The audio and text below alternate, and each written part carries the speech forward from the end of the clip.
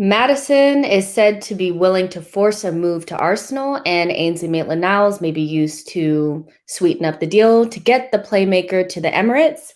We'll also discuss Henderson and this ridiculous rumor that we're favorites to sign him. Arsenal have been told to increase their bid for Ramsdale, while reports from Spain suggest we're in for Barcelona's shot stopper Neto. And Tammy Abraham to Arsenal on loan with an obligation to buy, and the fan base is in turmoil. Welcome to Transfer Listed. Let's go.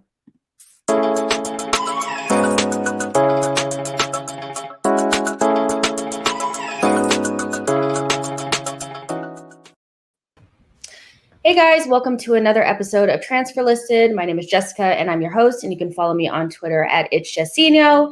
As usual, I'm joined with some version of the gang. Today, Harry is not here, so we will talk about him while he's not here. But we have George and Sulz here. How are you guys doing? I'm great, thanks. I'm roasting, but I'm fine. You know what? Not that hot. I'm just saying. Okay. So hey to everybody in the chat box. Let me know that you're here, where you're watching in from. Today, our goal for likes is going to be, let's say 80 likes before the end of the show. So yeah, make sure you guys are liking the video and subscribing to the channel. There's about 80 of you guys watching already. So thank you for being here. And let's go ahead and get started. Just to start off, I just want to shout out Sophie from the Highbury squad. She did an excellent show today with Kevin Campbell and JJ with Jack Wilshere. And I didn't think I would be so emotional, to be honest. Like, obviously, like, Jack Wilshere is my favorite player of the Emirates era.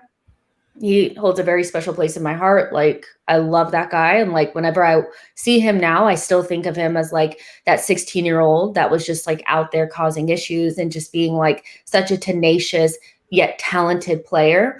And I was really emotional throughout the entire thing, listening to him talk about, you know, what it was like working under Arsene, saying that playing with Cesc Fabregas is probably like his favorite time at Arsenal, admitting that he didn't like playing with Giroud when he first got to the club. I mean, just him just being so open and talking about his time at Arsenal was very nice. And so I just wanted to shout out the Highbury squad and Kevin Campbell and Sophie in particular, because that was a very, very enjoyable show. I do spend some time watching other people's content, but I have to say that that was probably one of my favorite shows that I've seen her do.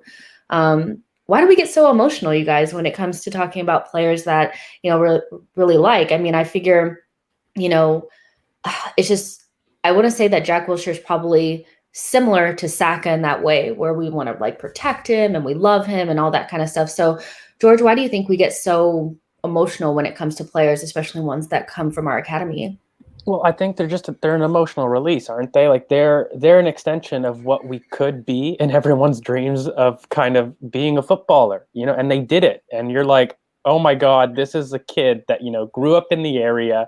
He's, you know, somebody that, you know, the club embodies and value, but he's also just like that same dream that you have at every wishing well as every fan of this club has probably done. I hope one day I get to put on the colors and represent. And, he did it. And I just think that there's that special connection when you do have an academy lad that is able to do it, because you don't really get that association, I think, with maybe a foreign talent that might, kind of change with somebody like a Martinelli, who we maybe brought so young and, has grown up with the club. But fundamentally, I really think there always is gonna, be a difference when you have like an academy lad there. And that's just going to be a connection that I think won't ever stop. I mean, for myself, I look at somebody like Jack Wilshere and, I just see somebody that, loved every minute of playing for the club, and those intangibles that, no one wants to say about, patting the chest and truly loving the club for what it is.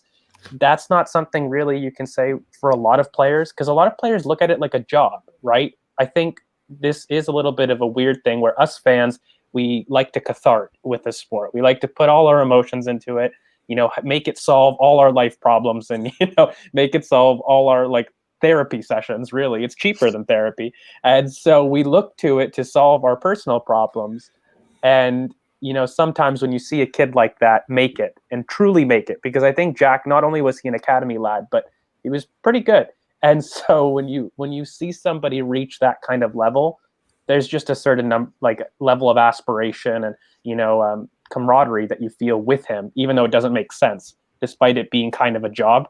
But yeah, I don't know. I feel things for Jack Wilshere, and it's not healthy all the time. So I love the lad, and yeah, that was awesome to see.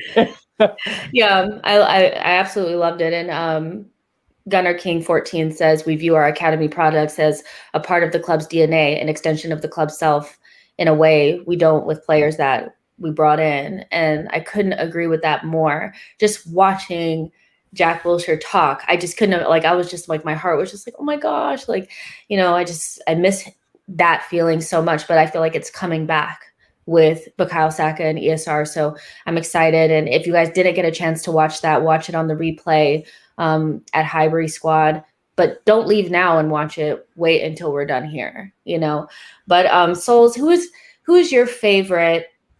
Who's your favorite Emirates era player? And then who's your favorite academy player that's come through at Arsenal? You're on the spot. I'd say the Emirates one has got to be Cesc Fabregas, just because he epitomized, obviously I follow Barcelona as well, and obviously coming through the academy of Barcelona, I knew a little bit about him.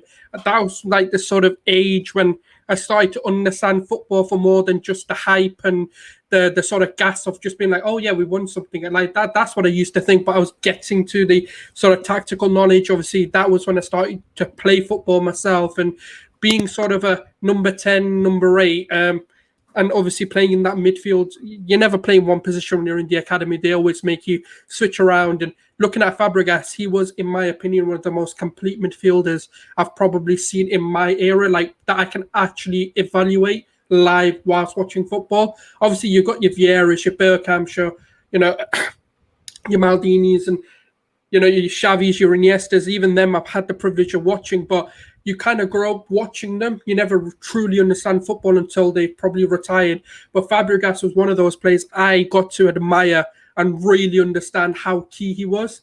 And a close second would have been Santi Cazorla. But for me, I got to see Fabregas a lot more due to obviously Santi getting injured. I think we kind of didn't see the best of him, even though he was phenomenal at his time at Arsenal. But the injury really shortened his amazing career. And even when you look at him at La Liga now, he's absolutely smashing it. So, he's got to be Fabregas. Academy player, that's a tough one. Because we've not had... It's very recent that I've actually really connected with someone, because we've not had any, because we've, in my time, the ones I can remember, you've got Wobies, for example, but it's nothing truly stands out other than Bukayo Saka maybe, or an ESR, because obviously the others are still in the academy, so I can't really say them just yet. But for me, Bukayo Saka, he epitomized everything that I think we stand for as a club, the DNA that we stand, the guy's knowledge of the history at the age of 18, 19 it's phenomenal. He knows so much about the club. I know he grew up in the academy, and that's sort of something you're just going to know. You're going to know the history of the club. But it's just amazing to know the passion he speaks with, like the interviews with like Ian Wright, for example, the passion he shows, the love he shows. It's like he can truly become a club icon or a club legend, just like your Henrys, your Vieiras, your Bergkamps, and he can truly become the first and only, Emirates era legend, because we don't have one yet. No one's done anything that's legendary status at the Emirates anyway. So he could truly become one of those players who takes us from the abyss that we're in to real glory and the days of Arsenal where we used to be the invincible, where we had the bragging rights. We could actually talk to the likes of United, Liverpool, and not be bantered back because they knew we could give them a challenge and a run for money. And he's truly something that we can now build ourselves around. So for me, it's got to be them two.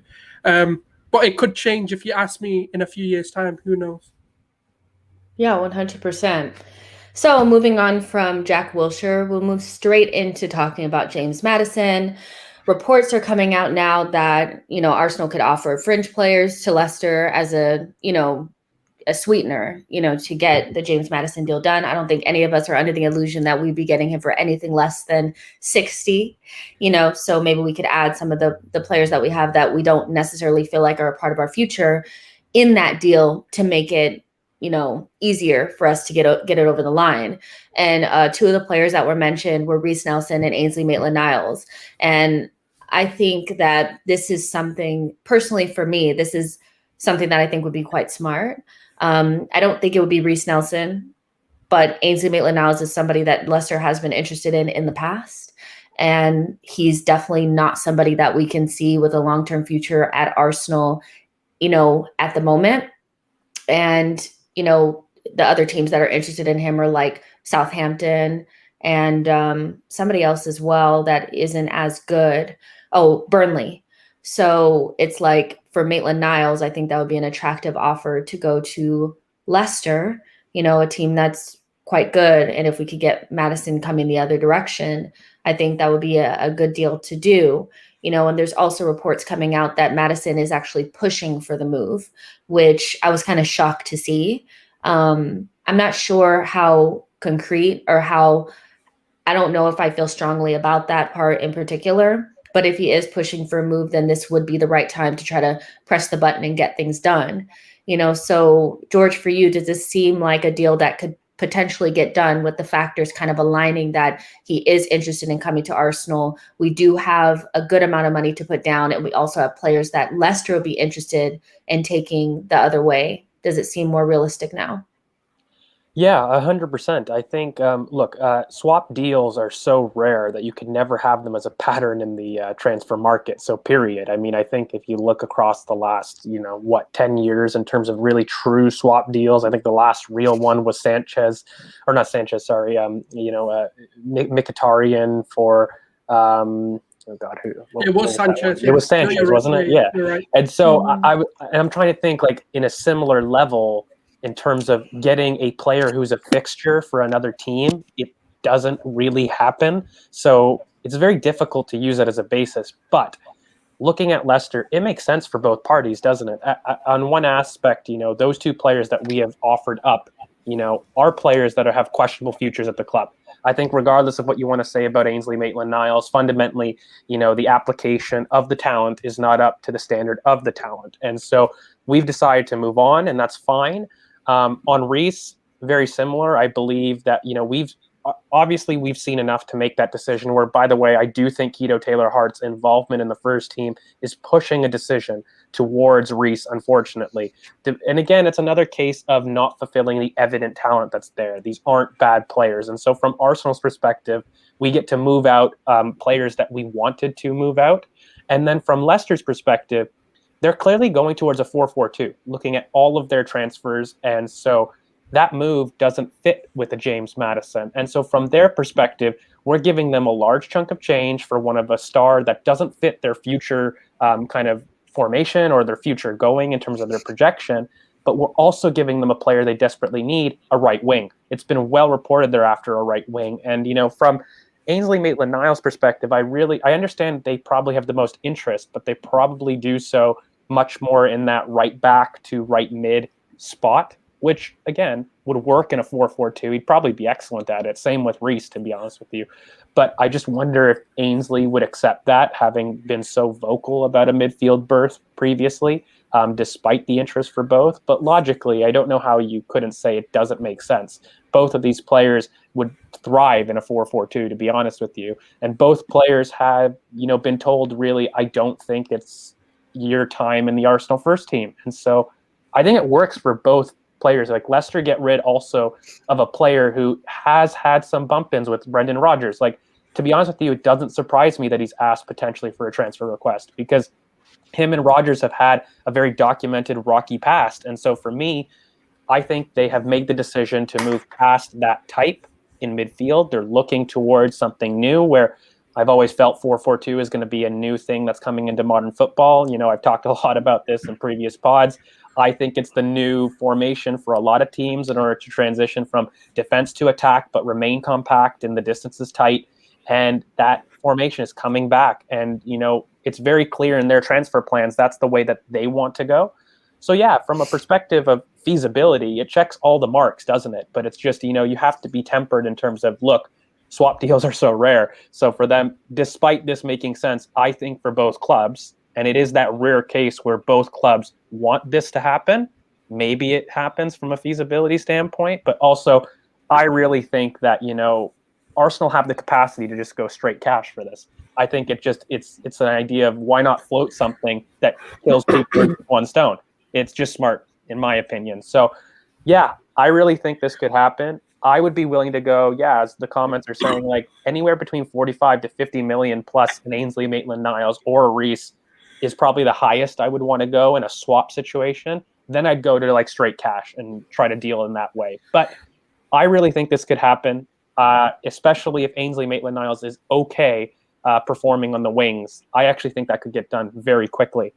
Because this is a transfer that both clubs want, and both clubs have identified as gaps in their respective teams. Us, an attacking mid, and Leicester, a right wing. So, yeah, I'm really excited about this. And you know me, I don't like links, but convergence is the name of the game for me. And when, you've got multiple sources saying the same thing, there's no smoke without fire. So, yeah, I'm really happy with it. And we always thought that Maddison was the one, didn't we, in previous pods? And many people are pessimistic. But yeah, I really think this Maddison deal gets done in one way or another. Nashville Gooner says, does George have any recommendations for a right back? Would be interested if he had a thought. I don't know if you're being sarcastic or you're being real right now, because every single show, just tell him, George, just tell him. I don't know who you're talking about, Jess. Yeah, it's Rydal Baku.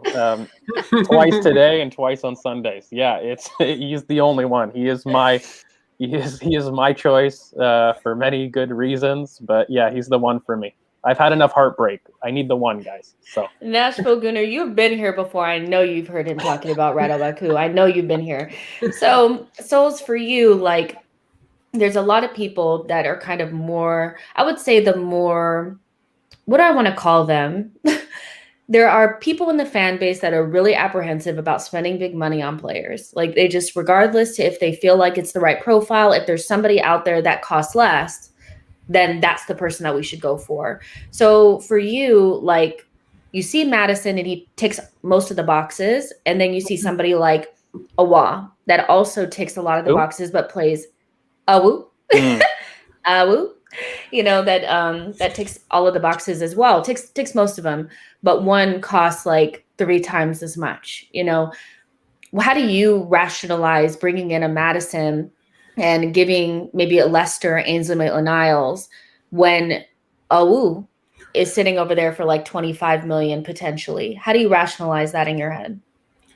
Number one, Maddison actually had an interview with Henry not long ago, and I reckon, this is just a theory, I'm not saying this is facts or this is proven or anything, but I reckon Henry must have gotten a grasp from Maddison off air that he would be open to the Arsenal move. That's just a theory. I'm not saying that is what's happening. But when we look at our transfer policy, it seems to be we're going for players who we can realistically get. Whether we actually go and then sign them is a different story. But So I do reckon there's some truth to that theory. But also when you look at Awu, it's not always, the cheaper player, or it's not always the more expensive player that's always going to do better for you. So for me, you have to trust the club, that because either one that comes in, are we going to complain? No, the negative fan base probably yes, but like for me, I don't mind either one. And for me, it's like, look, the only time money becomes a concern for me in transfers is if we do a Pepe, where we sign Pepe and then that's it, all our business is done. When we really do need to do more than that, we need to get a Maddison in, we need to get a right back in, and then we need to get a party partner or a deep lying or DM or whatever their sort of formation or new philosophy may be, if they want to turn it into a 4-3-3. But for me, it can't be Maddison and then done, that's it, our transfer for the summer shut. Because then I think, yes, then now we've wasted money, because we didn't really need a Ben White and we really didn't need a Maddison. If a War was available for 30 odd million or whatever, and you could have still gotten like 2 or 3 more signings. Yeah, because if you think about it, like with a War, you're paying 20. I think they're asking for 25 million now. That gives you somewhere near 45 million, which is a Basuma. So I think that's when I become concerned if that happens. But I don't see that being the case. So that's why I've not been banging on about, why are we paying so much for players? Because we bought Ben White and the fan base went on a frenzy. That's it. We're not buying anyone. But we tabled a £60 million bid for Maddison and a £40 million bid for Locatelli, which have both been, by tier 1 journalists, said that it's a confirmed bid for both players. So that's 100. Even if we look at, let's say both get rejected, that's £100 million that we've already put out there. So if anything, we've got 100 million more pounds to spend, or euros, or whatever it may be. So I'm not concerned by the fee, because I still think Arsenal are still looking to do more business on top of these 2 signings. So I think the concern comes from sort of a PTSD mindset, really, where we look at our past transfer dealings under Gazidez, and obviously even under Edu as well, under this new regime, and we really do look at it and think, you know what, we've not done well. We've bought a big signing and that's it. We've stopped there. Like, even if we look at last summer, yes, we bought Gabriel in. Yes, we got a Willian in. And then when we got Partey was the last signing, and that was because he's a big money move and that's it. And I think people need to get past that and look at what this window is for what it is, where we are tabling bids. There's still money out there. That's potentially, because when we look at the Locatelli thing, it's been reported, and I was talking to a few reliable people where apparently Juventus are trying to find a way to be able to get Locatelli but pay for the transfer some different way, because they don't have the money to be able to fees it this window. So they're looking for a creative way of actually being able to get him in this summer. Whereas with Arsenal, just there, like, look, we've got the money. Here's 40 million. If the player's interested, he's coming our way. So even if we take that away, as soon as Locatelli gets denied, turn that money into Basuma and done. There's your one done deal. Then it's a matter of whether Maddison bites, whether Leicester bite on the 60 or the 50 million that we reportedly put in. If not, you go get an Awar and save yourself money. But we're going with the Premier League proven first, then we'll look into Europe. Or if the profile is too good of a fit, then we'll have to go for the player that's going to fit the profile better. I think the fan base just needs to calm down. Yeah, maybe just a little bit. I mean, we'll get to that when we start talking about the whole goalkeeper situation, because I literally can't, but there are some people in the chat box asking, like, why can't we get both? And I'm going from a more conservative, of course I prefer both. Like, you know what I mean? If I had the chance to have both, of course I would want that. But conservatively, just thinking like, okay, we'll probably get one attacking midfielder. And even I know Awar can play, more in the midfield. I get that.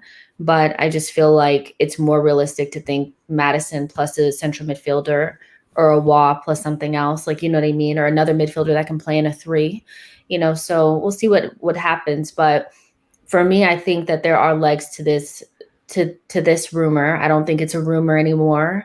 There are also reliable people in Arsenal, like in terms of media for Arsenal, that have said that there's concrete interest there. Before, they were saying that they didn't think the deal could get done, But what people have to understand is that journalists really, Sulz is gone. What journalists like really that want, answer. he didn't like that. But journalists, what they try to do now, especially because of, the height of popularity from people like Fabrizio Romano and Ornstein, getting one thing wrong can really ruin you. So they're a lot more conservative in the way that they report things and like to be almost sure that the deal is over the line. Why do you think we call Fabrizio Romano a tap-in merchant now? Is because he needs to be 100% correct all the time. So I understand it's like, well, where's the reliable people talking about it? Ornstein is not about to come out and say anything concrete about this until it's basically a tap-in, because if he gets James Maddison to Arsenal wrong, then he's finished. You know what I'm saying? I mean, he was saying that Thomas Partey wouldn't get done last season either. Like, you know what I mean? So I get where the apprehension comes from, because it's a big player. There's a lot of money involved, all that kind of stuff. But I tend to feel like there's legs to this one, whereas maybe there's not as many legs to some of the other ones that we've heard of. Like, you know what I mean? George, did you want to say something? Well, yeah, I just wanted to push the boat about tactically how much James Maddison makes sense, because I think we've talked about feasibility of links. And, for me, James Maddison's the very clear favorite tactically. Forget what you would want to do between an Aouar and a James Maddison, because look, what you're having to understand is that Emile Smith-Rowe is a large part of our future and evidently probably the standout player in our preseason. And so when you're looking at plans about how to accommodate these youngsters into the starting 11, you start to look at what are the weaknesses in our team and how are the weaknesses going to be paired and solved maybe with partnerships of Emile Smith-Rowe and Bukayo Saka. And fundamentally, no matter how great these players are in terms of their well-roundedness and yada yada, they have lacked output. That's been a very big, consistent weakness in terms of our midfield, but also our forward line. Output efficiency has not been up to par. And the one thing that you're going to solve with the James Maddison, who, by the way, just factually has very similar or comparable creative numbers with the Houssam Aouar, is output.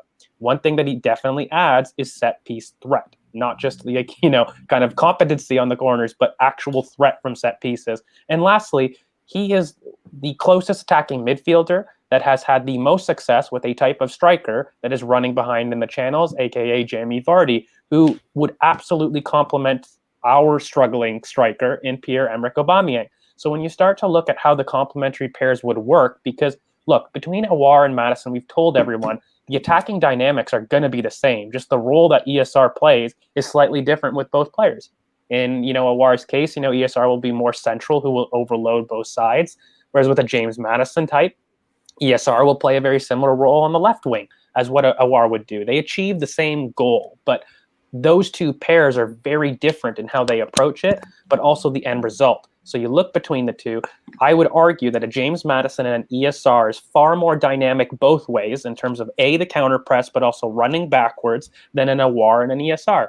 Additionally, they just factually have more output together than the other two. That's not to say that the other two won't ever achieve it, yada, yada, but they factually have the current output. And you know what? I really feel as though James Maddison needs Arsenal just as much as Arsenal needs James Maddison. And what do I mean by that? James Maddison is in this weird portion in his career that he's been overlooked from a recent kind of England squad as one of the bright attacking midfield additions in the England setup. And right now, he is at a point where he wants to take his next step in his career.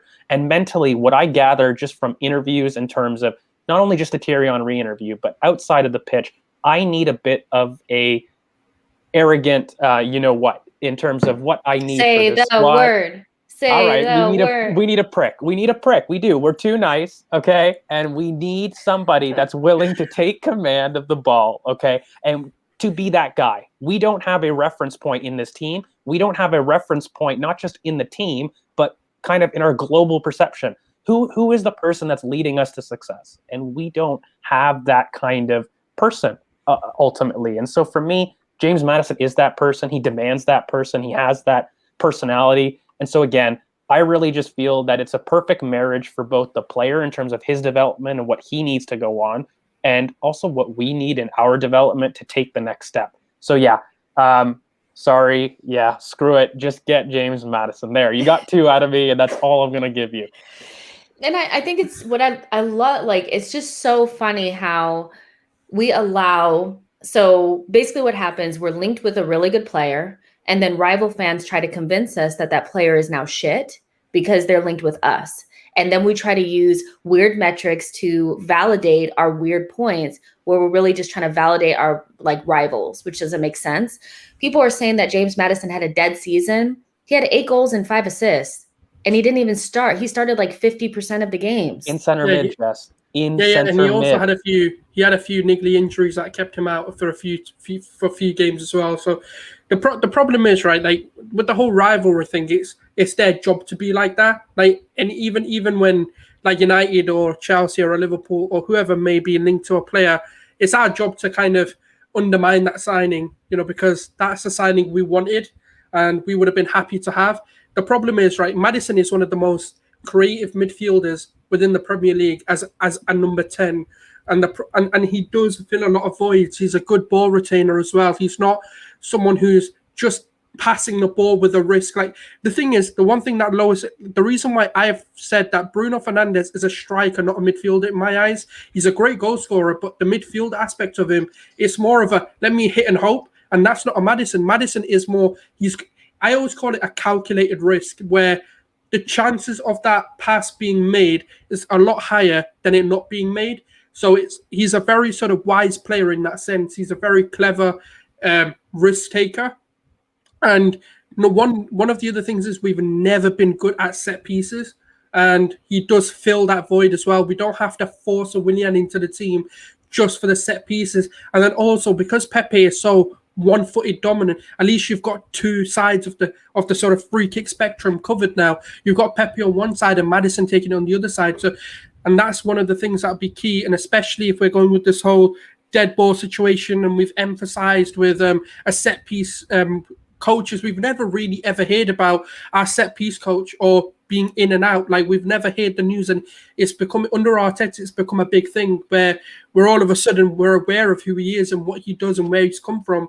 So it clearly shows that set pieces it's like that Southgate when he made the comment that we need to take advantage of dead ball situation, because I can't remember what the percentage of the game is played on dead balls, and it can be won on dead ball situations as well. So when we're playing like a Burnley, for example, where it's going to be really tight and it's sluggish, it could be that one free kick, it could be that one corner that can help us win that game.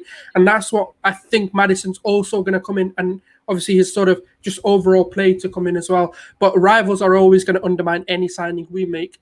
I mean, we're like our own rivals. I mean, the way that we like beat ourselves up is like actually crazy. Yeah. But I did a community poll on our YouTube channel. So, and the question was basically, would you like to use Ainsley Maitland-Niles to sweeten the deal for the James Maddison? And 87% of you guys said yes. So I think that's a resounding absolutely. Send Ainsley on his way, move on, you know, and I think it makes a lot of sense. So yeah, you guys. Can I just quickly add on that? Yeah, sure. The problem with Maitland-Niles is his arrogance to not want to play in the position he suits at a top level or at an elite level, where we're trying to move into that top 4 now. We're trying to, I think our next objective is getting top 4 football, or trying to challenge for it at least. And then after that, once we've kind of stabilized ourselves back into top 4, I think from the next window onwards, we're going to be looking at those high-profile signings that are going to now turn us into a top 4, into a title-challenging side. And I think there's a clear plan on how they're going to do this. And the problem is, if Maitland-Niles is willing to be a right-back, I think he's got a future at Arsenal Football Club. But as a midfielder, we've already spoken about it, it's not for us. Maybe a Leicester might be willing to use him, especially with this new system they're going to try and deploy this season, where they might play like a 4-4-2 or a 4-2-2-2, depending on kind of how they want to now set up. But it's his arrogance, and that's why I'm willing to let him go. He is a good talent, don't get me wrong, but just the position he wants to play, he's not the talent for that. 100%. Yeah, well, sorry. Go ahead. Go ahead. So I think, like, look, the only thing is I just don't think people are being fair in terms of their tactical analysis of the weaknesses of Arsenal last season. A lot of the times when I get into these Awar debates, who I love, by the way, like I've had a whole transfer thesis on the lad since like last Thursday or November and, you know, December. And like, I love him. I really do. But if you're looking very critically with, you know, kind of a clinical eye at Arsenal, what is the problem with Arsenal? Great build-up, reach the final third, good at getting the ball into the final third, really poor at conversion. And when you analyze that type of profile, what is Houssam Aouar? He doesn't solve that. And Emile Smith-Rowe is that. If you're looking at not trying to recruit players that do the same job in the same zones, which hate to be that bingo guy, that's one of my big phrases, but like, you cannot be doing that. You have to start recruiting stuff that is actual holes in your team. And so fundamentally, it's a double-edged sword of increasing not only the output in midfield, which is just a fact. He gives you 10 goals and assists minimum in the league every season, which is more than all of our midfielders. He also helps the assets that we already have that are struggling, the Pierre-Emerick Aubameyang asset, which I don't see people really looking at. Because, look, if you've got a 20-goal-a-season Aubameyang, that's the difference between top four, not the 15-goal-a-season Aubameyang. And anything that, in my mind, that facilitates that type of transition and that return is beneficial. Does Houssam Aouar add something that Emile Smith-Rowe didn't last season to what we saw? I'm not too sure. He's great at creativity, absolutely. Yes, he does do those things. Yes, he does. But Maddison does those things in addition to the output. And so when I'm starting to look at the complementary pairs, again, between this front line and what is best for Pierre and what is best for our current assets, because I want to coach up these assets. I don't want to see them depreciate. That's been like the ultimate kind of nag and criticism of most of, I think, our decline, the decline in our assets, period. And so it's not so much to say that, we're getting something that's too expensive. Guys, forget it. Just go get the player that fixes your hole. And he is perfect for us on and off the pitch. So why not? Let's just get it done. All right, you guys, we got to move on. We have like 3 more subjects to get through, but good Maddison chat. I love it. All right. So let's just touch on this very quickly. So apparently, according to Sky Sports, Arsenal are favorites to sign Henderson from Liverpool. I tend to think there's usually no smoke without fire. So maybe we've inquired or asked to be notified or something. But yeah, we're pretty split. You guys that are watching, we had spoken about this in our group chat earlier, and I think me and Sulz are on the same page. No, we wouldn't want this to happen. And George and Harry would be interested in bringing in Jordan Henderson. And, for me, I just never think that these players ever play as good as they did at their past club with us. We've done the Willian, we've done the Louise, we've done the William Gallas.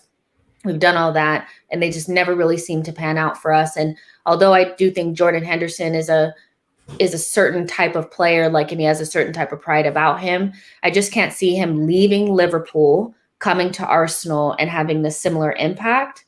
So yeah, I don't like it. I wouldn't want it. I won't change my mind. But George, from the other side of the line, what would be your reasonings for feeling like Jordan Henderson coming to Arsenal, how that would improve us, and in particular, the leadership problem that we have at Arsenal, because that was a key point that you guys made in our group chat this morning.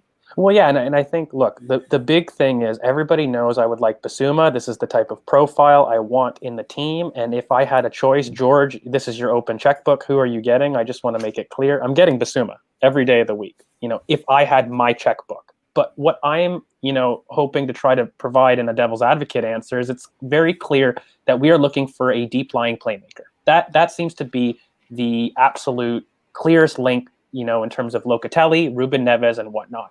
And so when I start to look at the available deep-lying playmakers, I'm choosing the most athletic one on the market that is also homegrown, that is EPL proven, that has done it in a title challenge, a title winning team for multiple seasons. And as a 31-year-old, I don't think it's really fair to paint him in the same brush as a Gallas and a Willian.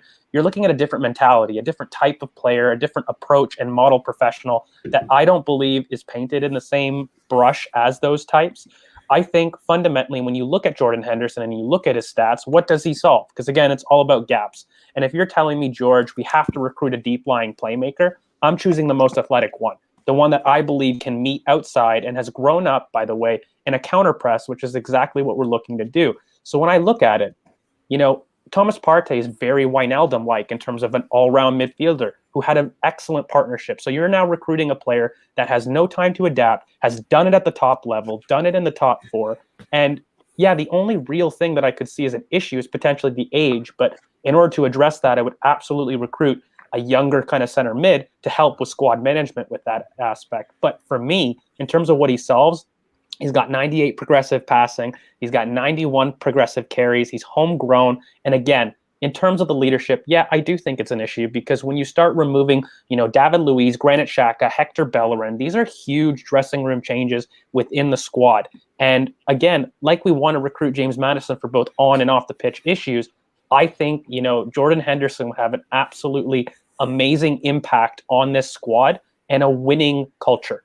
Recruiting somebody who has done it and won, proven it in the league, not only in the league, but on the Champions League, and has done it consistently. I don't see a kind of a drop in quality. If anything, he's been absolutely elite. Adam Vogue, our resident stats, it absolutely showed that his, metrics are exactly the same from the year before. Of course, he had some injuries.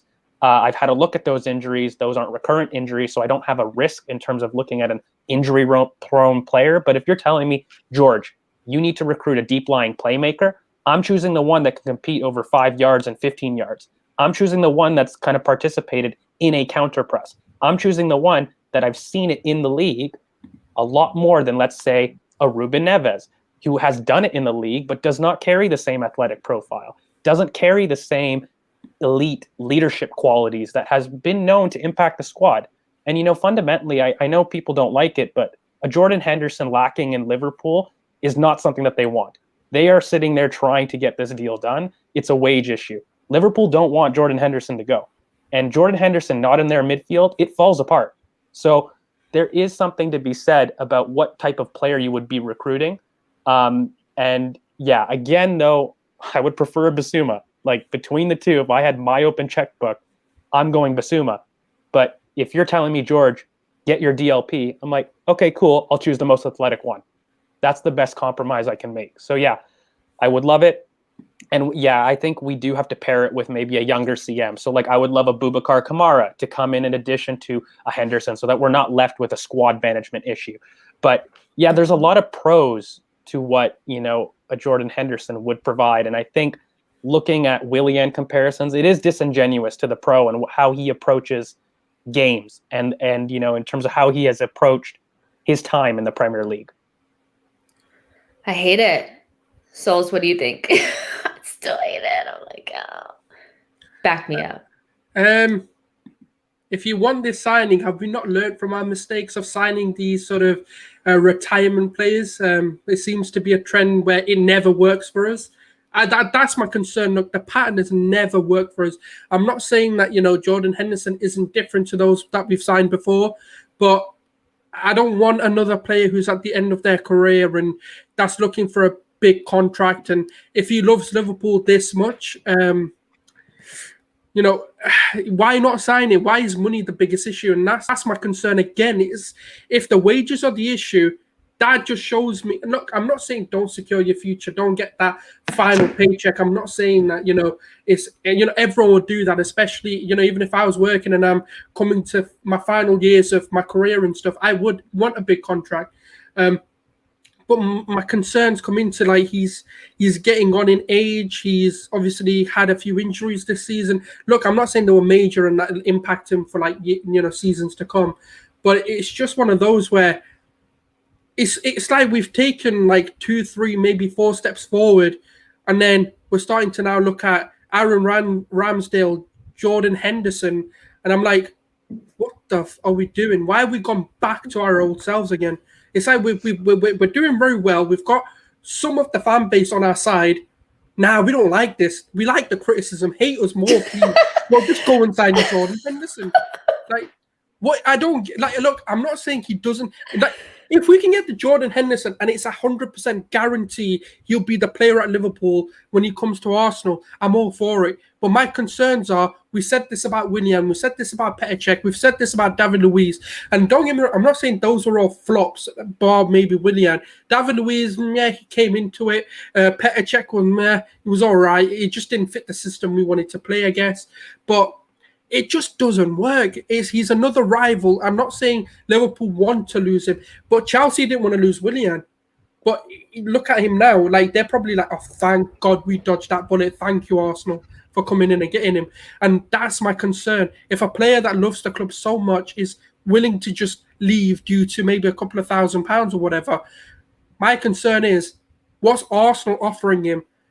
It's going to be a downgrade at this current stage. You're coming from a team that's definitely looking at it because Van Dijk is back. Obviously, we don't know how these players are returning, by the way. But when you look at their team and the returns that they have, you're looking at it and thinking, you know what, Konate, Van Dijk, Gomez should be back, and they've obviously had a pre-season and they'll be pretty much ready to go for the Premier League season. You're thinking, okay, they're going to challenge again for the Premier League. So what's stopping Henderson from signing that deal?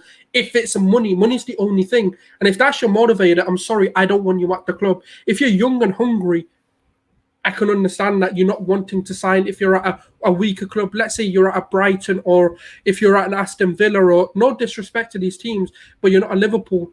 So it's like if a Man City player refuses to sign a contract, I'll be like, there's red flags, unless you're going to a Real Madrid or a Barcelona or a Bayern Munich, where you're like, okay, now you're making a big step up for your final competitive, era of your career. And that's my concern. I don't want it personally. I've said it. I just want young, hungry talent. That's because this old signings, most of them have flopped for us. So why are we going back to things that haven't worked for us? It's a concern. It's not the player. It's just the concern of that profile. Well, again, I think just the only thing is I think the comments have misread my predecessor. If I had an open checkbook, I'm choosing Basuma. Like, I'm not sitting here going between the two. Like, I don't understand. Even if I had a choice, I wouldn't. There isn't an issue there. But if you're telling me, George, you have to recruit a deep lying playmaker, right? Like, this is the question, because fundamentally, like, Basuma hasn't been strongly linked. And so if you're telling me the issue is you're choosing between Locatelli, Neves, and Jordan Henderson, you got to pick Jordan Henderson every day of the week. And in terms of being fearful if he's on the down low, his stats are the exact same as the season before. I think the issue with a Willian, those stats weren't the same. They weren't the same in those Gala states. We were choosing people that had already declined. And if you're looking at it, you have to pair it with a younger CM, right? Like, that was also a condition to any consideration of this. You have to pair it with a Boubacar Kamara or a Coop Miners. Like, if that's what you want in midfield as a profile, you have to do it between the two. But if you're asking a question about replacing leadership in this team and replacing it beyond just, who is the best player for the position, I really can't really see past a Jordan Henderson, Thomas Partey, and James Maddison midfield as not being great, as not being among the best in the league on pure ability. And if you pair that with a squad management, sure, I see kind of the appeal in it, to be honest with you. Now, would I prefer a Basuma? Every day of the week. I'm here as probably the most loyal pace and power merchant on Twitter. But again, I simply look at what deep lying playmaker is the most athletic. That's literally what it is for me. So if I'm making a compromise on my profile, I at least want to do it in an athletic sense. And so, yeah, I will say he's not injury prone. Like, that's an absolute fact. If you look through his injuries, it is not an re-injury cycle. That's not an issue. His sustainability at the high end of the pitch in terms of the next couple of years, sure, you can question it. But guys, I think, Liverpool did this with James Milner, and it's worked out great for them. I can see the appeal. But yeah, Basuma has always been the play in terms of, looking between what option to choose. I think Henderson stays at Liverpool. I think this is just air, for real. But it was just one of those links where I was like, yeah, we're definitely going to have to talk about it, because I think it just opens up a different conversation about how we feel about our leadership scheme. Personally, I'm at the point where I just think we need to allow the leaders to come to the forefront in our team. I think they're there, but they've been stifled by the Bellerins and the Xhakas and the Luiz. We have a ready-made captain there in Kieran Tierney, and I don't really care what his age is. I don't care how long he's been at the club. So for me, I'd rather just see those players come to the forefront in terms of the player profile and all of that. I can't get around the fact that I just have this weird feeling about players that have been at clubs for a long time and then going to other Premier League teams. It's just, it feels weird, so let's lock it off there, and we'll see what happens. But I don't think we'll be speaking about this. I think we'll hear about some sort of contract extension. Now let's get to what I really want to talk about. You guys. Literally, I cannot. Ramsdale, Neto, Onana, the goalkeeper situation at Arsenal. So before I even get started on just the news aspect of it, I understand that we don't like Ramsdale. I get that. I hear it. I feel it. It's there. It's a solid argument that he's not that good right now. That's fine. And we don't like the price. It's too much for a backup goalkeeper. But from my view, and this is just how I see it, and I think I have pretty good reason to feel this way, is that the idea that we have a choice between Ramsdale and Onana doesn't actually make sense. Onana was being looked at because we thought Leno was going to leave. And now that we're not sure if Leno's going to leave or not, the talks for that have halted, which makes tons of sense. Onana also he's not available until January after AFCON. It's not November, it's January. So basically we're talking about bringing in a goalkeeper that won't be available from August to January. That's a long time not to have a goalkeeper. We were always in for a backup goalkeeper. Always, because Matty Ryan was on alone. When we couldn't get him back, then we decided that we wanted to have this competitive, homegrown number 2 that could compete for the number 1 spot. Now, this is where it gets to be okay, maybe Ramsdale is not who we want because we don't like him and he costs too much. But Onana and Ramsdale are not connected. So I'm really tired of hearing, well, if Ramsdale is there, or if Onana is there, why are we looking at Ramsdale? They're not freaking connected. Onana's number 1. And then if you even think about it further, and I think this is where I feel like George and I continue to bump heads, is I just don't believe that you could bring in a number 1 goalkeeper that's going to want to be on similar wages or high wages, kind of like Leno, and you have him sitting there and you're paying him to do nothing. You know what I mean? And Leno is still here. So until Leno leaves, I just don't even see Onana being in the picture. So when we talk about Ramsdale and we talk about whether or not we like him or whether or not he should be at Arsenal, whether or not we should bring him in, let's use arguments that make sense. And for me, the main argument that stands still, that's a firm argument, is that you shouldn't be spending 30 million on a backup. He's 23 years old. Goalkeepers don't reach their prime until they're 28. So the idea that he's not going to get better is just crazy. So I get that we want to be irate about things, and I get that we're looking for a sign that Arsenal is messing up again. But can we use arguments that make sense? Because Onana's there for 10 million and we're getting Ramsdale is not a solid argument when Onana was being looked at for a replacement for Leno and Leno is not gone. So I'm just tired of hearing that argument. I really am. So let's talk about it from the facts, right? Sheffield want us to raise our offer for Aaron Ramsdale, and Arsenal want Ramsdale to be a part of this, the idea that if Leno leaves, he could step in, but if Leno stays, they can compete against each other. I don't like that, but that's just what it is.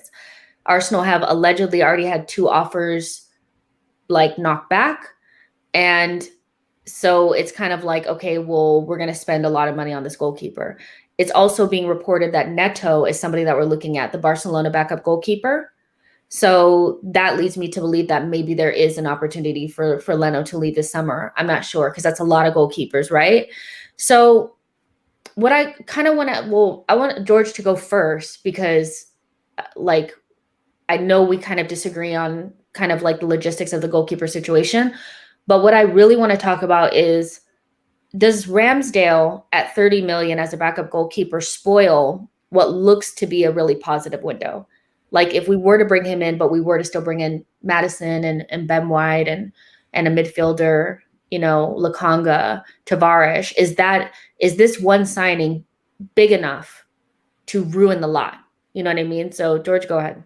No, it's ridiculous to even intimate that. If you get your first choice targets in midfield and it's not the keeper that you wanted, and we're spending more money than you wanted. No, it's ridiculous because we got our first choice targets in midfield.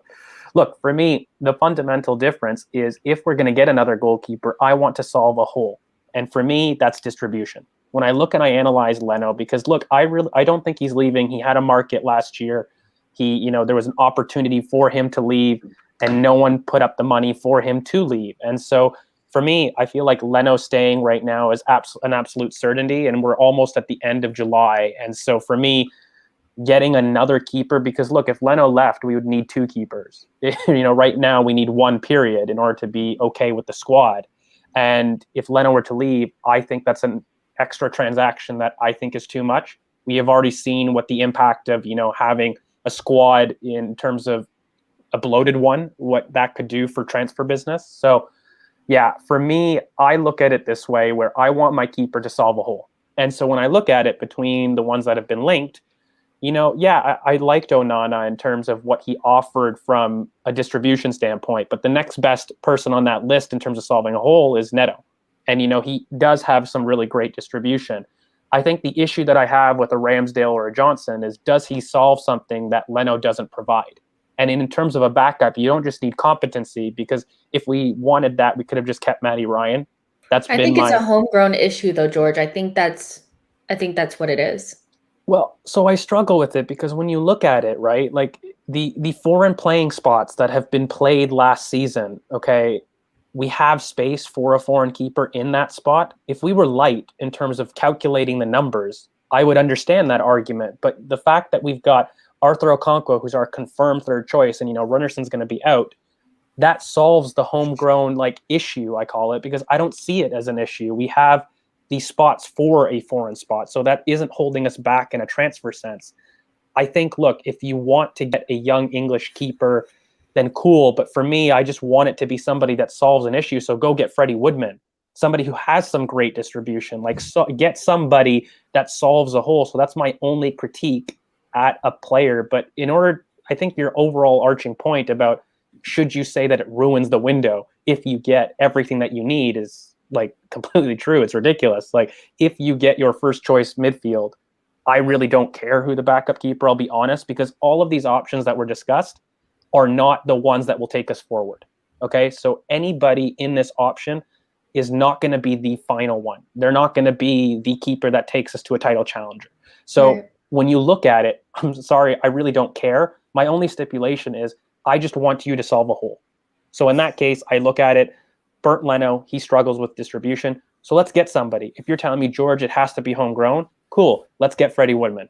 That's somebody that's a homegrown keeper that would be in a similar price range to the one discussed by people.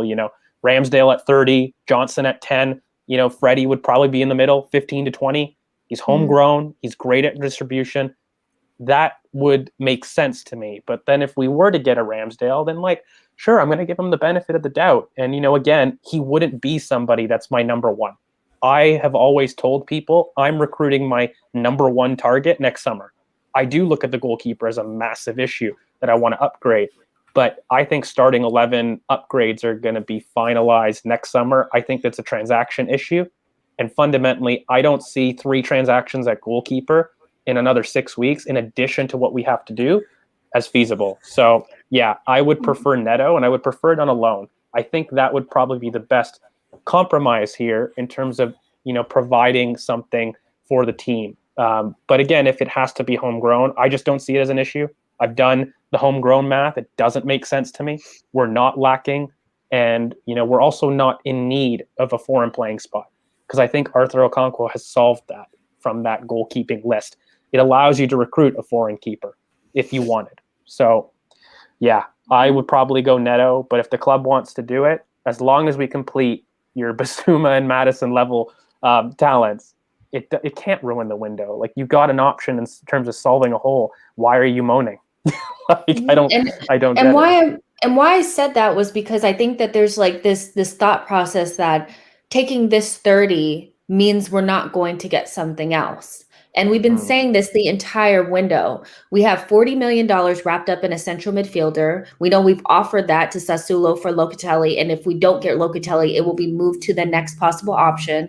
we're at the moment looking to be able, you're not going to talk to Leicester and say, you know what, we're interested in Maddison. We know it's going to take 60 plus, and then go and throw half of that to go get Ramsdale. That doesn't make sense. You know what I mean? So this whole weird idea that we need to be like very upset about the money. I can understand that if we felt like that meant the targets weren't going to come, but they still are going to come. If you still have apprehension about Ramsdale, the goalkeeper, I completely understand that. But the reality is that, and I think these are such good points from Lone Star. We don't want any backups. We want 2 players or more fighting for every single position. And somebody else had a good one as well, like building for the future.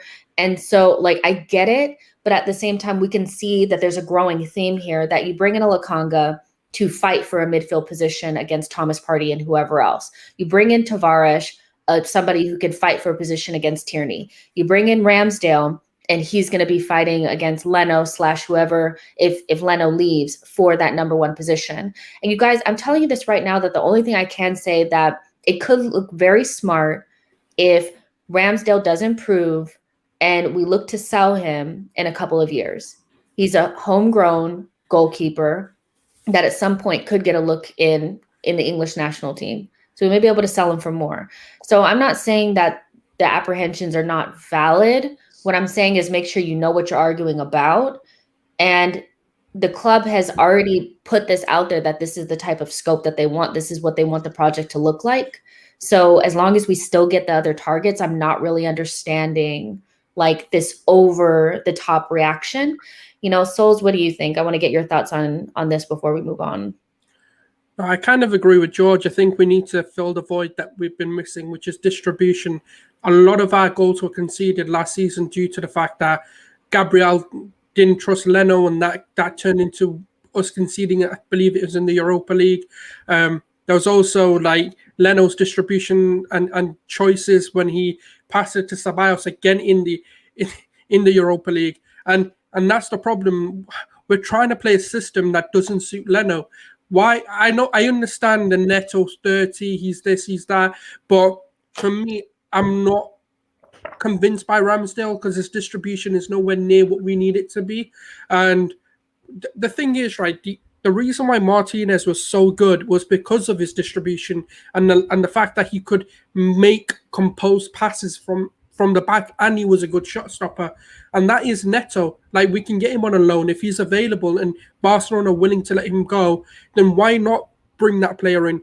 Fill the void. Stop. I don't care about this homegrown quotas. I don't care about this, oh, he's 23. The thing is, if we sign him for 32, I highly doubt we're recouping that. And that's where my issue also comes in with the fee. And the thing is, Ramsdale's been part of 2 relegated sides, whether that's his fault or not. But you've got to understand, relegated sides have the most defensive records within the Premier League. They play defensive football. And if he's not competent enough to play that system, then what hope do we have where we're going to be a lot more open? We're going to be a lot more expansive.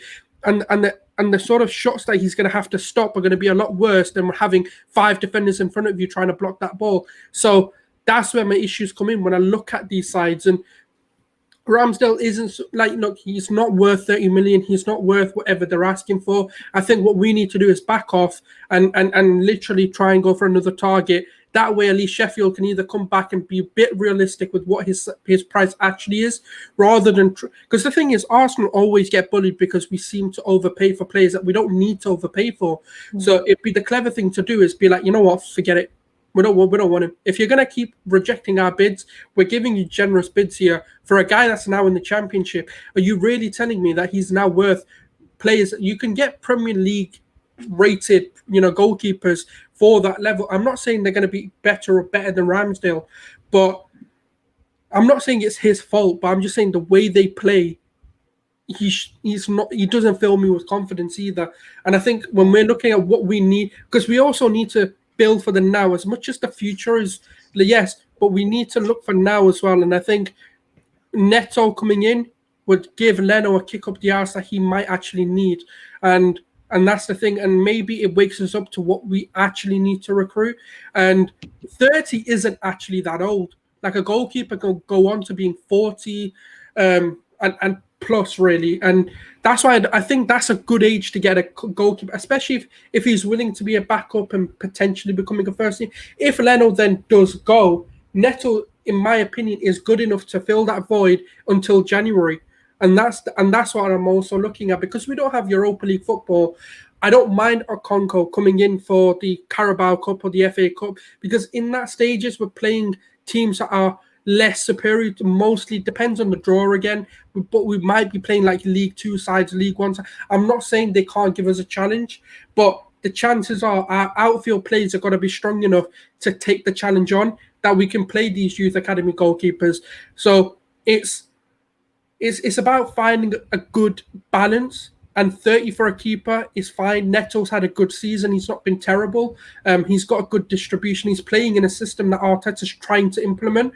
So he'll have a good understanding of what's required from him from early, where to play the balls, what kind of passes to make, what are we looking for. Barcelona, City, and, well, even if you want to talk, like even Ajax, for example, they all play this system because they're all bred by Pep. All these assistant managers that we're talking about are all bred by Pep Guardiola himself. So the passages of play are going to be fairly similar. The sort of philosophy they're trying to implement are going to be quite similar. So the goalkeepers are ready for this. And Neto's played in a sort of play out the back system for a very, very long time. And he's been very good with his feet for a very long time. And he's sort of an Edison style goalkeeper. And that's why I'm not feeling the Ramsdale. The fee is a problem because we're not getting that back. If anyone thinks we're recouping that fee back, I don't know what you're smoking, because he's not that good, in my opinion. He's another Leno. So why are we buying literally a backup keeper that's the same, but we don't rate him as a club? He's trying to leave, but we're not really bothered that he's leaving. Forget about fans, but as a club, like, Arteta's not too fussed that he wants to leave. He's not trying to force him to stay. He's not trying to be like, look, here's a new contract that might make him happy. Edu's not trying to do that. So we clearly know that the profile of goalkeeper isn't what we want. So why are we trying to sign it at a Leno 2.0 in Ramsdale just because he's younger, just because he fills a quota? He doesn't fill the void. And I'm not saying it ruins the window, but it really makes you think, what the f are you doing here? Like, you're doing so well. You've got this plan of action, and then for one player, you've gone against it. That's what it feels like to me. It feels like improper planning, or they're not really sure about what kind of goalkeeper they want, which... I think they do know what they want, but I really do think that, like, even Neto, I think Onana and Neto are quite similar in the fact that both of them are very good with their feet and they're more experienced, but they come in quite cheap. So I think the idea from the club is sell Leno if he wants to go, and then Neto/Onana would be fighting for that number one position with a homegrown goalkeeper, whoever that is. So I think even Neto is still a replacement for Leno. That's what it looks like to me. Like, it's very like, yeah, but that's it fine. Makes sense to me. Yeah. The only thing I completely understand, the Ramsdale is not good. I get that. Like, I see that he's not good at playing the ball out of the back. I see it all. I just feel like I want to wait and see what actually happens. And if he does come in, give him the chance to get better. Because my biggest fear now is that we've dug our feet in on this guy, and that's not good for the Arsenal fan base, because once we do that and they become an Arsenal player, we tend to keep going. You know what I mean? So and 23 to me is just very, very young for a goalkeeper. But on the brighter side, there's 322 of you guys watching. Make sure you guys are liking the video and subscribing to the channel and all that great and wonderful stuff. Let's talk about Tammy. Really quick. So, yeah, you guys, when I woke up this morning, I was like, wow, the Arsenal fan base is really capitulating. And I know that there's a succession of links that we're not fond of, we don't like, right? So basically, they're saying that Arsenal are set to beat Spurs and West Ham to Tammy Abraham, loan with an obligation to buy from Chelsea for 40 million permanent transfer. That's coming from Andy Dillon. So, look, I get it. Like, you guys know, like, he's not my favorite forward ever. His numbers are good. his numbers really do back up. Like, if you were to put it in a computer, somebody who's homegrown, 24 years old, good numbers, this type of profile, he would probably come out of the computer. But the only caveat is that it's Tammy Abraham from Chelsea, right? And then there's the price. There are a lot of people that are, well, I don't want to see any more loans. Well, it's a loan with an obligation to buy, which basically just means that we would be pushing the payment back. So he would essentially be an Arsenal player. The main thing for me is not the profile. It's not where he's coming from. It's not even really so much the price, because I know that payment will be coming not in this transfer window, but the next one. My issue is who's leaving. If we are, trying to look to bring somebody in, then there are people that we need to take care of, like in Balogun and Martinelli, and then there's somebody that needs to go. Then you look at Abraham and you look at his profile and you say, is this a Lacazette replacement or is this an Aubameyang replacement? Because to me, he looks like an Aubameyang replacement.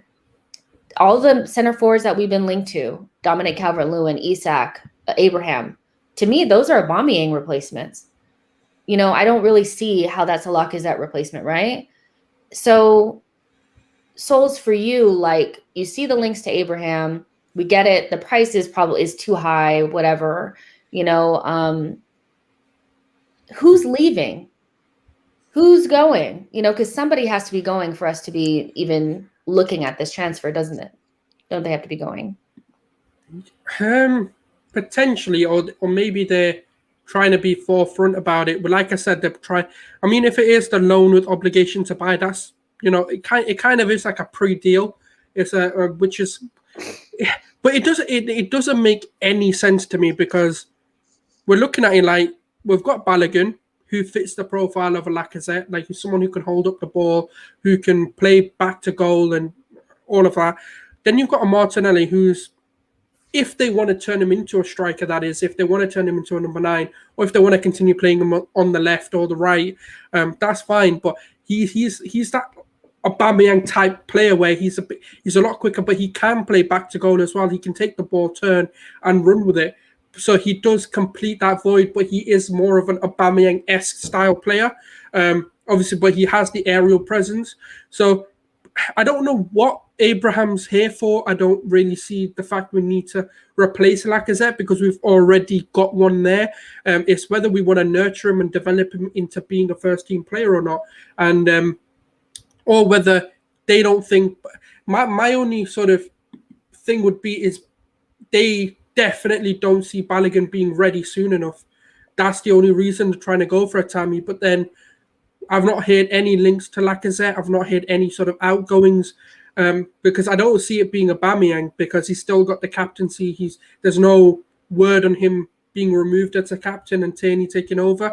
If that was the case, I would have been a bit like, okay, maybe Aubameyang might be on the verge of going with Lacazette. That's why we're trying to bring Tammy in, who can then maybe depth in the squad a bit. But we've not, I don't know when, like, so who's for me, it's going to be someone's going to be sitting and rotting away on the bench this season if he comes in, because I don't see where the minutes are going to be given. I don't see Balogun being linked away for a loan move. I don't see, well, he's not going to be sold, because obviously we've just given him a new contract. We've inducted him into the first team. And the same with Martinelli. I don't see us selling him, nor do I see us loaning him. So it's just one of those where I think it's a mismanagement of the squad if he comes in, because I don't think we've got space for him. And the only problem is it's not the £40 million fee, but it's just we don't need him. That's my problem. It's just £40 million on a player we don't particularly need. What, if anything, in the attacking third, what we need is maybe a winger, a cover for, like, if Saka or Pepe do get injured, or if something does happen to them. Our next sort of players are going to be, well, Smith Rowe could do a job there. Martinelli, if he stays fit, he could do a job there. And that's about it. After that, it comes to your Williams, your Reece Nelson. I'm not saying Reece Nelson isn't good, but clearly we don't trust him to be a starter or playing for Arsenal Football Club. That's where I'd be looking at. And I'd understand if we're looking at a winger, but it's a signing that just doesn't make any sense, even if you forget about the money, even if you forget about the fact he's a Chelsea player. I just don't get why. I can understand maybe it's because we're lacking goals at the moment and they need someone like a Tammy to come in, and and try and fix that. But I don't see that happening either. It just every way I look at it, I just don't see the signing making any sense in my head. Just to play devil's advocate, maybe the people that are, watching Balogun every day, watching Martinelli every day, are just deeming them not ready. Maybe they don't trust that Aubameyang is going to get back to where they expect him to be. And there were rumors of Lacazette getting moves to France earlier in the window. Again, maybe people don't want to just bring him in now.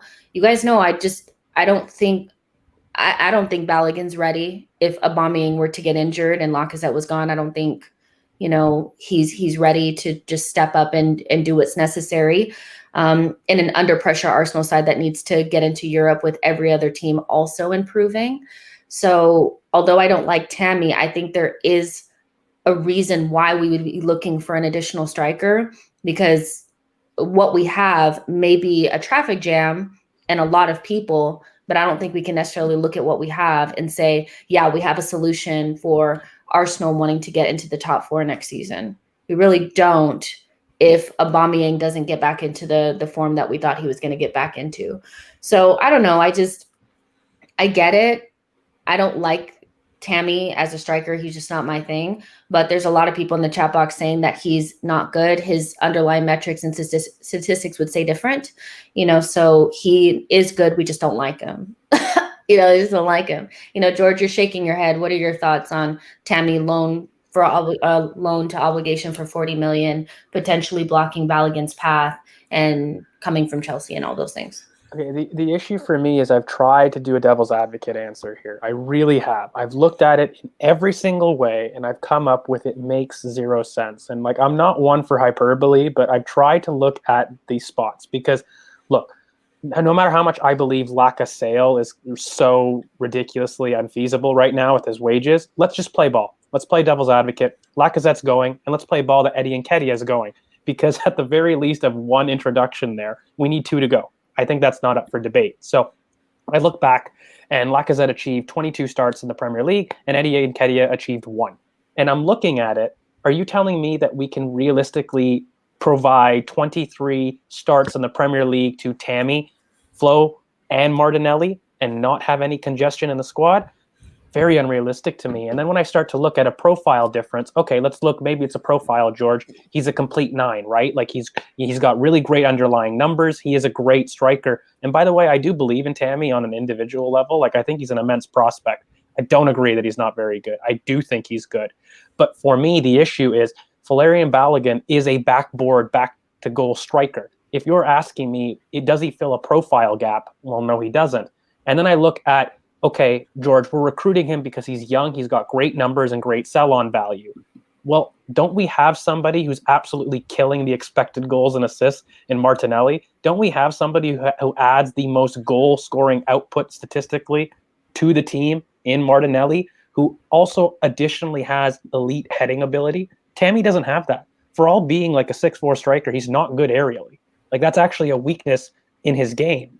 And so if you're telling me we're going to spend 40 million pounds to replace a youngster that looks great on statistic potential, that has sell-on value, to offer us something different, which I don't think he does because we have Balogun, I really struggle to understand it. We have a youngster in that mold already, in Martinelli in terms of potential, but also in terms of profile. And then when I look back at what's coming up in the academy and Tyrese John-Jules, we've got that complete 9 coming up. And so even if Aubameyang were to leave next season, I really struggle to understand how we're going to fit everybody. You're basically making the decision that Balogun isn't good enough. And then I would want to sail. That would be my caveat to this, because you can't have him sign a contract and not give him minutes. Even if it is a loan, he wouldn't have signed for a loan. I really don't understand it, really.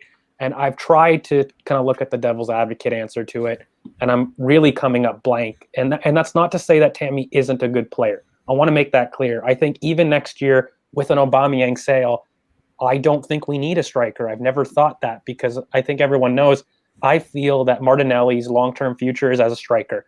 And let's say that I'm wrong. We've got a youngster with amazing potential in Valerian Balogun who wouldn't have signed a contract without promises or guarantees of first-team football. I just don't know what we would be replacing, because in profile, they're the same. Both are complete nines that are backboard strikers that like to be involved in play, that, by the way, aren't good in the air. Both of them are. Like, they're the exact same profile. I know it's not, it's weird in terms of appearance. Like, one's 6'4" and one's a lot shorter in terms of 6 foot, but they are literally the same player profile-wise. And if you're telling me about goal scoring potential, Martinelli has shown very similar numbers in terms of expected assists and goals added to the squad. So, yeah, I really struggle with it. But at the same time, like, we have links consistently to this type of profile, don't we? And I just don't know why. For me, I will, even in the case of an Aubameyang sale, I don't personally think we need it.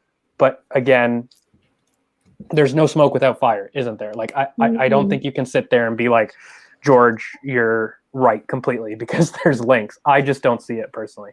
I think we're in for a striker. I just have this weird feeling. It just, you just get a feeling. And I think we don't need a striker if we don't have the money. That's where I stand, because I don't see us pushing for top 4 with what we have now, with the chances of Aubameyang playing like he's been playing, Lacazette knowing he's only going to get about 15 goals a season, and 2 19-year-olds or 2 really young players. That's just me.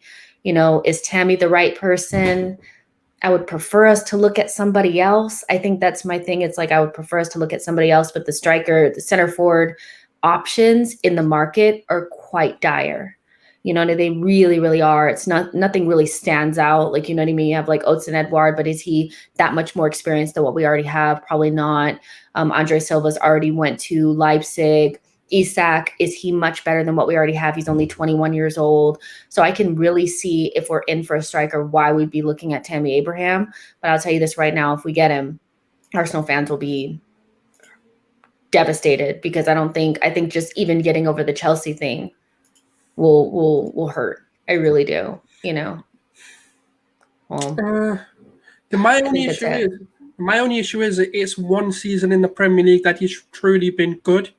And it's, if you can't trust Martinelli and Balogun, then how can you trust Tammy Abraham to come in and definitely hit the?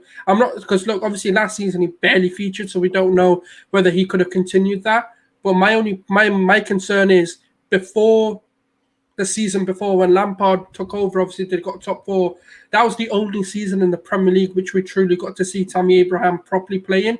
And yeah, he'd done phenomenally well. He did good for his age and everything, but it was just, are we signing a one-season wonder that can come in and maybe do the job? It's still a question mark. I'd rather back our youth system and give Balogun an opportunity over Tammy Abraham. Despite, it's not about the money. It's just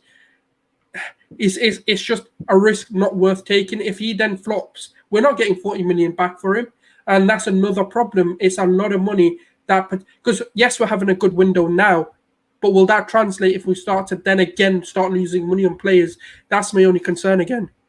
Well, the thing is also, like, just really quickly, like, we have to replace 13 goals, guys. Like, within those 23 appearances, Eddie didn't score any goals in the Premier League in his 1 appearance. And, Lacazette scored 13, and he's never scored more than 14. So if you're replacing not only the appearances, which seem to be a clog in that aspect, I really struggle to kind of, with a straight face, say that Martinelli and Balogun, with those same opportunities at 23 games, don't score the equivalent of 13 goals.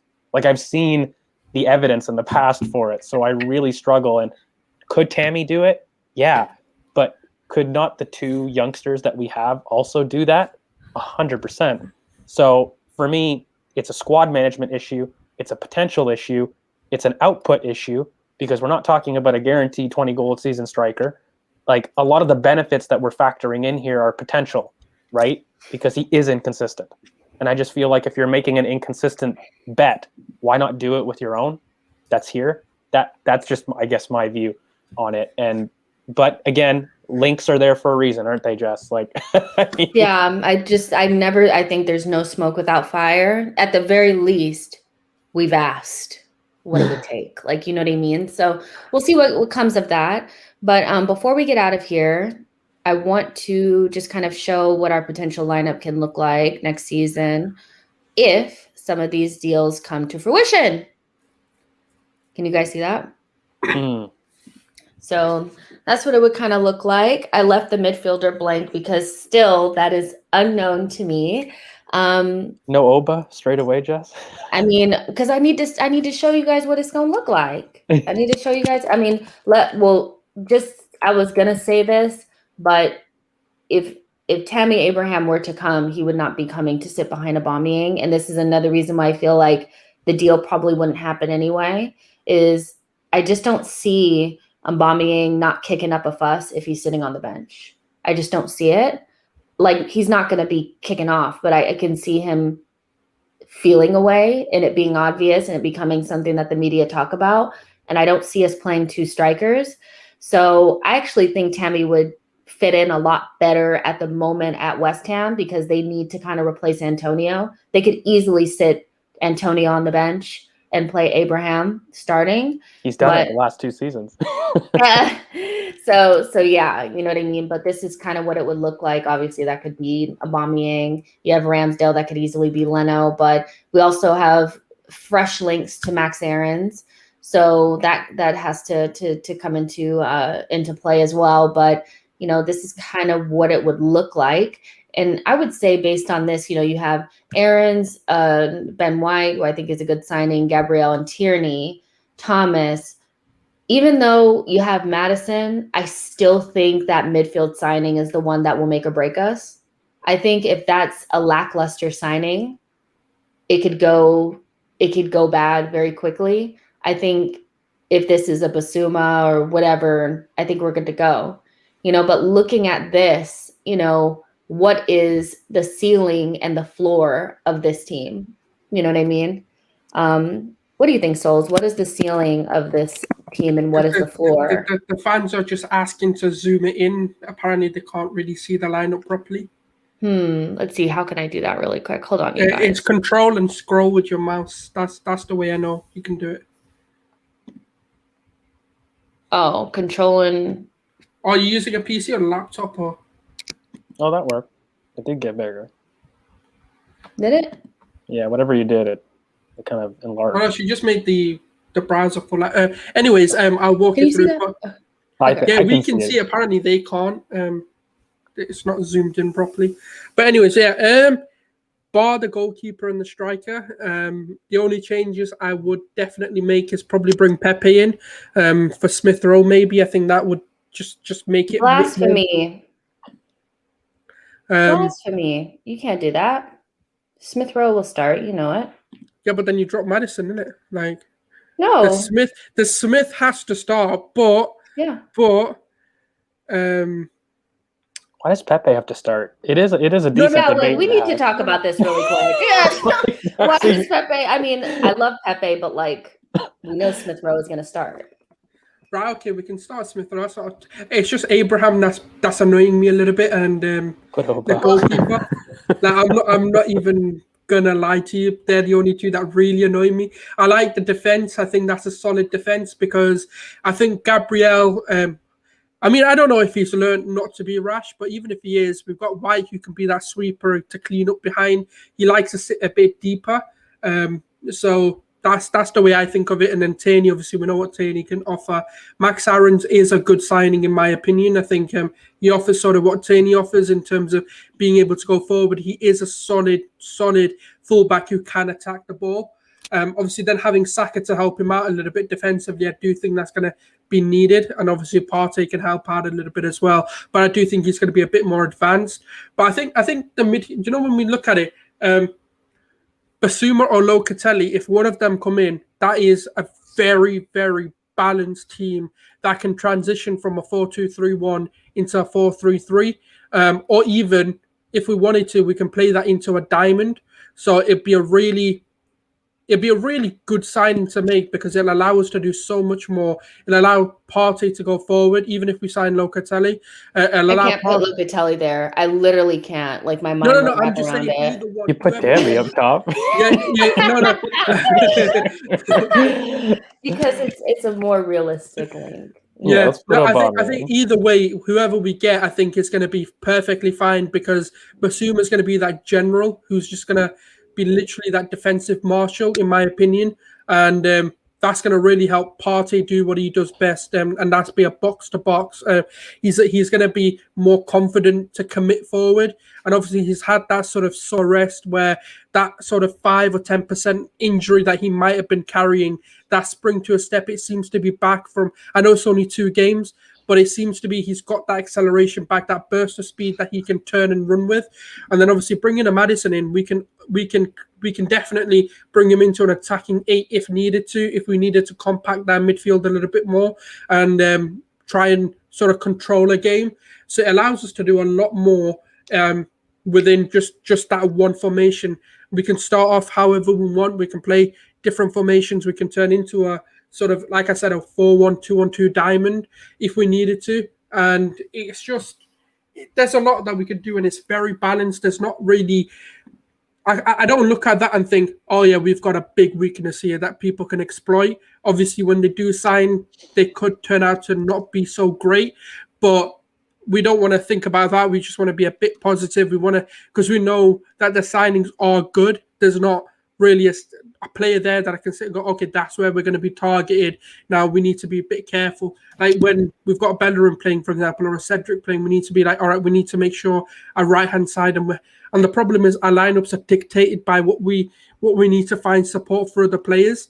And I think that's what's been our sort of weakness last season. For example, when we're playing, anyone at left back, we're having to put Saka there just to make sure that we've got an extra defensive cover.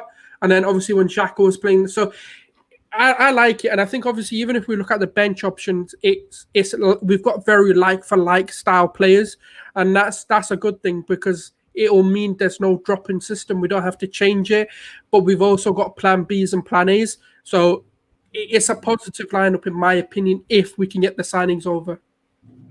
George, what is the ceiling and the floor of this team? Give me like top 5, top 4, that kind of thing. I see Aaron's as a very big weakness. I'd prefer Callum Chambers. You prefer Callum Chambers over Max Aarons? Yeah, every day of the week. Because fundamentally, when I'm looking at it, the defense in terms of what Callum gets a very bad rap in terms of if the decision is an inverted right back right now, and what Max Aarons has done in the Premier League, by the way, he has not proven more than what Callum has done even this season in terms of performances and output. Everybody knows my big pick would be Baku in that position, but since there's no links, I understand that we can't put him there. But yeah, Callum Chambers, I would have him starting over Max Aarons every day of the week. And if you do that, I think top 4 is the expectation. I think the floor of this team would actually be probably, 4th. And if we do better, then great. Because for me, midfield, that becomes one of the best kind of in the league. It's competing for the best in the league, at least. And so for me, the only thing that this squad is missing is some squad depth, honestly. So from a starting 11 perspective, it really is pretty solid. I think the weaknesses are a goalkeeper and right back. But for me, yeah, I think Callum Chambers has to be the one at right back over Aarons. But, over all, like both of them, Rydal Baku. And I mean, for the price that Max Aarons is going to go for, you have to choose that option every day of the week for me. I think Leno is going to be probably the starting keeper, even if Ramsdale was to come in. But in terms of Max Aarons and what the weaknesses are, there are huge weaknesses defensively. I don't know why people won't see the issues in blindside runs and awareness. And particularly if we're asking and we're getting a Ben White, what he does is he allows you to not have Callum or Max be inverted. This is the thing. Like, what is the implication of adding a ball-carrying progressor and Ben White do to our team? I think this is part of the problem too. Like, if we're going to accept that we're going for something different in Basuma here, which I really think is the case, then I think you have to apply that similar logic in the right back spot. I really think it means that we're going for an overlapping fullback. There's been links to Livramento, who's the youngster from Chelsea, that is in that mold of an overlapping right back.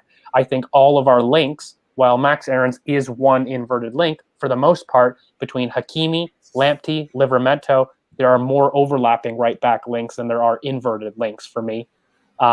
it is where I want to go. Maybe that's bias. But yeah, I think this team's floor is absolutely top 4. And I don't think you can sit there and, give Mikel much excuse beyond that, because that's a very strong starting 11 that competes with many in the league. At least you're giving him profiles now to compete. So for me, I definitely do, think top 4 is probably the floor even. I really would say that. Maybe 5th, but you have to be challenging for top 4 with that team. But yeah. I mean, it has balance. I can really see that, it has the right balance. And if this is what we ended up with, I'd be perfectly happy with that. I definitely think the ceiling is maybe like 4th, 3rd or 4th. But the floor to me is still 5th, 6th. Yeah. I still think Leno is somebody that would need to be upgraded on for us to really solidify that, but sorry to be a bummer, but the issue it's not the starting 11. Yeah, the starting 11 is phenomenal, but it's squad depth. It's the depth there. And that was the issue last season, is when Partey got injured, who did we have? When Tammy got injured, who did we have? And then when Saka was picking those injuries up, who came in? And that's my issue. I think we have that though, don't we, Sulz? Between Pepe, Sunday, well, that's what Mahrez. I'm actually thinking, that we've actually addressed some of our squad depth issues by bringing in Tavares and Sambi, and we are like stacked up top, to be honest. So the only place where I see is center back, maybe. Like if White were to get injured, we're back with the Rob Holding issue. Oh yeah, don't remind me of that. But no, what I'm saying is, like, it's all good, but the problem that we have is some of our depth is unproven, and it's like how quickly can, because it might just be a matter of, I hope not, touch wood, like nothing happens to the key players, but let's say one of them does get injured, and then we're having to then bring, let's say, a Lokonga into the team. How quickly can he adapt to that situation, and is he ready? And that's my only question. But I do think the depth has been a lot better than what we've had before. And I think we can trust our sort of, I wouldn't even call them fringe players, but I'd just say add more developing players, or younger players who are going to get sort of a part role and then hopefully take over. Especially with like Samuel Lokonga, for example, been highly rated by Company and Henry. And then obviously when we look at, I don't know, whoever plays on the bench out of ESR, Martinelli, Saka, Pepe, whoever, is on the bench and whoever ends up starting most of the season, I've got no qualms there. Maddison and ESR, no qualms there. So it is good, but it's how can the new signings adapt? That's my only question. Can I say this, though, like just before we get out, is that when you look at the top teams in the Premier League, besides Chelsea and Man City, none of them really have legitimate squad depth. They really don't.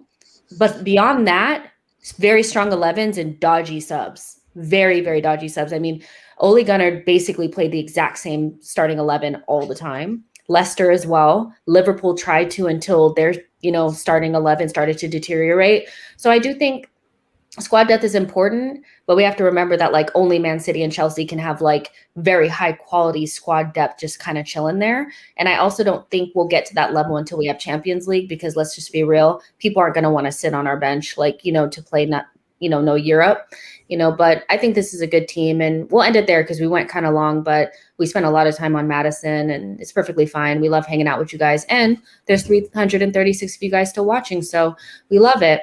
Make sure you guys are liking the video and subscribing to the channel. I'll be back at some point tomorrow. We'll see what's going on. I don't know what's going on, but I know Harry will be here tomorrow, and George will not, so we'll talk about George while he's not here. All right, you guys, talk to you soon. Bye, y'all.